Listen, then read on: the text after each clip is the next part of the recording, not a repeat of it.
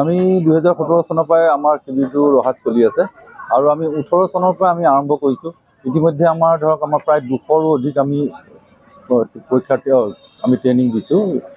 ছাত্ৰ ছাত্ৰী তথা শিক্ষক শিক্ষয়িত্ৰী এনেকুৱা তেওঁলোকেও লয়, কাৰণ আজিকালি স্কুলবিলাকতো যিহেতু যোগটো যথেষ্ট জৰুৰী, গতিকে আমি ট্ৰেইনিং দিয়াইছোঁ। এই বছৰো আমি এতিয়া এই গৰম বন্ধত 1 তাৰিখৰ পৰা আমি আয়োজন কৰিছোঁ আৰু ইতিমধ্যে প্ৰায় আমাৰ 40জনৰ অধিকে ইতিমধ্যে আমাৰ পৰা ফৰ্ম ইত্যাদি নিছে।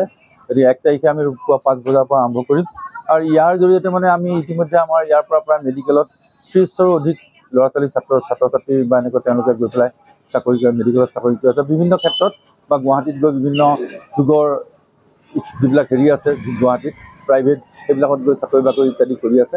আৰু সেইসকলৰ সুবিধাৰ কাৰণে আমি প্ৰতি বছৰে আমি যোগৰ টিচাৰ্ছ ট্ৰেইনিং দি আছোঁ আৰু এই বছৰ 1 তাৰিখৰ পৰা আৰম্ভ হ'ব।